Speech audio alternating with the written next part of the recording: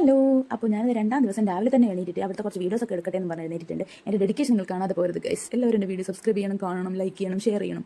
അപ്പോൾ അതൊക്കെ കഴിഞ്ഞ് ഞങ്ങൾ ചായ കുടിച്ച് മിത്രമുള്ളത് അവിടുത്തെ ഇൻഡോർ ഗെയിംസിൻ്റെ അവിടെ നിന്ന് കുറച്ച് നേരം കളിക്കുന്നുണ്ട്. അവളെ കൂടെ കളിക്കാൻ വേണ്ടിയിട്ട് വേറൊരു കുട്ടിയും കൂടെ വന്നിട്ടുണ്ടായിരുന്നു കേട്ടോ. അപ്പോൾ അങ്ങനെ അവിടെയുള്ള ലുഡോ ബോർഡൊക്കെ എടുത്ത് കളിച്ചു. പിന്നെ നമ്മൾ അവിടെയുള്ള കുറച്ച് പ്ലെയിൻ ഏരിയയിൽ നിന്ന് കുറച്ച് മണ്ണൊക്കെ വാരി കളിച്ചു. കുറച്ച് കളിക്കണമല്ലോ. അപ്പോൾ ഞങ്ങളവിടെ ഇങ്ങനെ അവളെ സപ്പോർട്ട് ചെയ്യുന്നപ്പോഴത്തേക്ക് അവൾ അവിടെ നിന്ന് മണ്ണൊക്കെ വാരി കളിച്ചു. പിന്നെ അവിടെ കുഞ്ഞു കുഞ്ഞു സാധനങ്ങളൊക്കെ എടുത്ത് അവളിങ്ങനെ ഡൗട്ടൊക്കെ ചോദിച്ച് പിന്നെ ഞങ്ങളവിടെ കുത്തിനെ ഞാനിത് ഊഞ്ഞാലാടുന്നു ഗൈസ്. കിടന്നും ഇരുന്നും വളർന്നും ഞാൻ ഊഞ്ഞാലാടിയിട്ടുണ്ട്. ഞാൻ കുറച്ച് നേരം ഒന്ന് ഇരിക്കുമ്പോഴത്തേക്ക് ഇതേ മിത്രമോൾ എൻ്റെ അടുത്ത് വന്നിട്ട് എന്തെങ്കിലും ഇങ്ങനെ എണീക്കെന്ന് പറഞ്ഞിരിക്കും. അവളെ ദിശ മാറ്റി വിട്ടിട്ടുണ്ട് ഗൈസ്. അതൊക്കെ കഴിഞ്ഞിട്ട് ഞാൻ കിടന്നാടുന്ന നല്ല ഷോട്ട് എടുത്ത് തരാമെന്ന് പറഞ്ഞ് ജാപ്പുക്കുട്ടൻ മരത്തിന് ചുറ്റി എന്തൊക്കെ കാണിക്കുന്നുണ്ട്.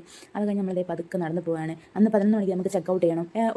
ഒരു ട്രിപ്പിനെ സംബന്ധിച്ച് മീൻസ് പ്രത്യേകിച്ച് ഇങ്ങനെ റിസോർട്ടിലൊക്കെ പോകുന്നത് നമുക്ക് ഒരു പിറ്റേ ദിവസം ചെക്കൗട്ട് ചെയ്യേണ്ട സമയമാകുമ്പോഴത്തേക്ക് നമുക്ക് വല്ലാത്തൊരു മനപ്രയാസമാണ്. പക്ഷേ ഇവിടുന്ന് പോകുകയാണല്ലോ. പിന്നെ നമ്മൾ അവിടെ നിന്ന് കുറച്ച് ഫോട്ടോസൊക്കെ എടുത്തു. എന്തോ എനിക്ക് ഇഷ്ടപ്പെട്ട 2-3 ഫോട്ടോസ് കിട്ടിയിട്ടോ അവിടുന്ന്. അപ്പോൾ കൂട്ടൻ്റെ അവിടെ മിത്രമുള്ള ഫോട്ടോ എനിക്ക് ഭയങ്കരമായിട്ട് ഇഷ്ടപ്പെട്ടു.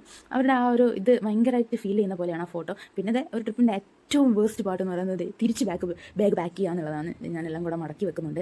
ഭയങ്കര ഒരു എന്താ പറയുക, ഒരു ഹേർട്ടിൽ എന്തോ കല്ലെടുത്ത് വെച്ച പോലെയാണ് തിരിച്ച് ബാഗ് പാക്ക് ചെയ്യാന്ന് പറയുന്നത്. എനിക്ക് എല്ലാവർക്കും അങ്ങനെ ആയിരിക്കുമല്ലോ അല്ലേ? നിങ്ങൾക്ക് അങ്ങനെയാണെങ്കിൽ നിങ്ങൾ കമൻറ്റ് ചെയ്യണേ. അപ്പോൾ വളരെ വിഷമത്തിൽ ബാഗൊക്കെ പാക്ക് ചെയ്ത് വെക്കുന്നുണ്ട്.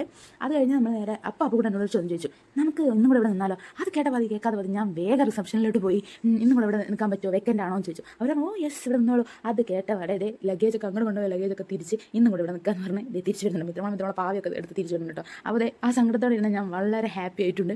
എല്ലാ ലഗേജും എടുത്ത് ഞങ്ങൾ തിരിച്ച് ഞങ്ങൾ റൂമിലോട്ട് തന്നെ പോകുന്നു. പിറ്റേ ദിവസം രാവിലെയാണ് കേട്ടോ ഞങ്ങൾ ചെക്കൗട്ട് ചെയ്തത്.